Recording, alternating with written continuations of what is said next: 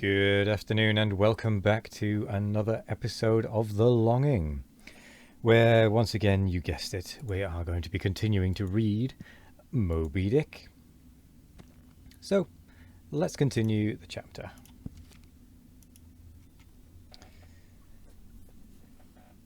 Nevertheless, it may well be believed that since they have such a ravenous finger in the pie, it is deemed but wise to look sharp to them. Accordingly, besides the monkey rope, which when I now and then jerked the poor fellow from too close a vicinity to the maw of what seemed a peculiarly ferocious shark, he was provided with still another protection. Suspended over the side in one of the stages, Tashtego and Daggoo continually flourished over his head a couple of keen whale spades, wherewith they slaughtered as many sharks as they could reach. This procedure of theirs, to be sure, was very disinterested and benevolent of them.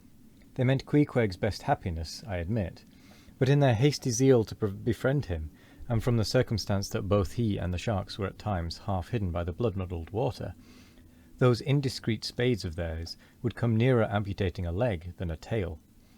But poor Queequeg, I suppose, straining and gasping there with that great iron hook, poor Queequeg, I suppose, only prayed to his Yojo, and gave up his life into the hands of his gods.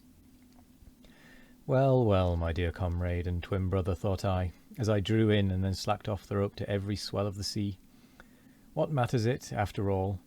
Are you not the precious image of each and all of us men in this wailing world? That unsounded ocean you gasp in is life, those sharks your foes, those spades your friends. And what between sharks and spades you are in a sad pickle and peril, poor lad. But courage, there is good cheer in store for you, Queequeg. For now, as with blue lips and bloodshot eyes, the exhausted savage at last climbs up the chains, and stands all dripping and involuntarily trembling over the side. The steward advances, and with a benevolent, consolatory glance, hands him what? Some hot cognac? Cognac? No. Hands him, ye gods. Hands him a cup of tepid ginger and water. Ginger. Do I smell ginger? Suspiciously asked Stubb, coming near. Yes, this must be ginger, peering into the as yet untasted cup. Then, standing as if incredulous for a while, he calmly walked towards the astonished steward, slowly saying, Ginger, ginger. And will you have the goodness to tell me, Mr. Doughboy, where lies the virtue of ginger? Is ginger the sort of fuel you use, Doughboy, to kindle a fire in this shivering cannibal? Ginger. What the devil is ginger? Sea coal, firewood, lucifer matches, tinder, gunpowder. What the devil is ginger, I say, that you offer to this cup to our poor Queequeg here? There is some sneaking temperance society movement about this business, he suddenly added, now approaching Starbuck, who had just come from forward. Will you look at that cannakin, sir? Smell of it, if you please. Then watching the mate's countenance, he added, The steward, Mr. Starbuck, had the face to offer that calomel and jalap to Queequeg. There, this instant off the whale. Is the steward an apothecary, sir? And may I ask whether this is the sort of bitters by which he blows back the life into a half-drowned man? I trust not, said Starbuck. It is poor stuff enough. Aye, aye, steward, cried Stubb. We'll teach you to drug a harpooneer. None of your apothecary's medicine here. You want to poison us, do ye? You have got out insurances on our lives and want to murder us all and pocket the proceeds, do ye? It was not me, cried Doughboy. It was Aunt Charity that brought the ginger on board, and bade me never give the harpooneers any spirits, but only the ginger jub, so she called it. Ginger jub, you gingerly rascal, take that, and run along with you to the lockers, and get something better. I hope I do no wrong, Mr. Starbuck. It is the captain's orders, grog for the harpooneer on a whale. Enough, replied Starbuck, only don't hit him again, but... Oh, I never hurt when I hit, except when I hit a whale or something of that sort. And this fellow's a weasel. What were you about saying, sir? Only this. Go down with him and get what thou wantest thyself. When Stubb reappeared, he came with a dark flask in one hand. and a sort of tea caddy in the other. The first contained strong spirits, and was handed to Queequeg. The second was Aunt Charity's gift, and that was freely given to the waves. Chapter 73. Stubb and Flask kill a right whale, and then have a talk. Over him. I think that should have been on the line below. It must be borne in mind that all this time we have a sperm whale's prodigious head hanging to the Pequod's side, but we must let it continue hanging there a while, till we can get a chance to attend to it.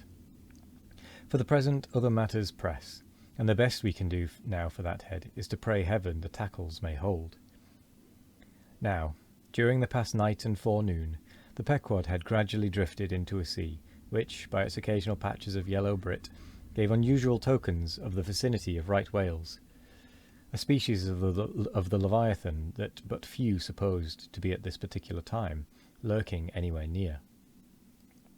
And though all hands commonly disdained the capture of those inferior creatures, and though the Pequod was not commissioned to cruise for them at all, and though she had passed numbers of them near Crozettes without lowering a boat, yet now that a sperm whale had been brought alongside and beheaded, to the surprise of all, the announcement was made that a right whale should be captured that day, if opportunity offered. Nor was this long wanting. Tall spouts were seen to leeward, and 2 boats, Stubbs and Flasks, were detached in pursuit. Pulling further and further away, they at last became almost invisible to the men at the masthead, but suddenly in the distance they saw a great heap of tumultuous white water, and soon after news came from aloft that one or both boats must be fast. An interval passed, and the boats were in plain sight, in the act of being dragged right towards the ship by the towing whale. So close did the monster come to the hull that at first it seemed as if he meant it malice, but suddenly going down in a maelstrom, within 3 rods of the planks, he wholly disappeared from view, as if diving under the keel. "Cut! Cut!" was the cry from the ship to the boats, which for one instant seemed on the point of being brought with a deadly dash against the vessel's side. But having plenty of line yet in the tubs, and the whale not sounding very rapidly, they paid out abundance of rope, and at the same time pulled with all their might so as to get ahead of the ship. For a few minutes the struggle was intensely critical, for while they still slacked out the tightened line in one direction, and still plied their oars in another, the contending strain threatened to take them under. But it was only a few feet advance they sought to gain, and they stuck to it till they did gain it, when instantly a swift tremor was felt, running like lightning along the keel, as the strained line, scraping beneath the ship, suddenly rose to view under her bows, snapping and quivering, and so flinging off its drippings, that the drops fell like bits of broken glass on the water, while the whale beyond also rose to sight, and once more the boats were free to fly. But the fagged whale abated his speed, and blindly altering his course, went round the stern of the ship, towing the 2 boats after him, so that they performed a complete circuit.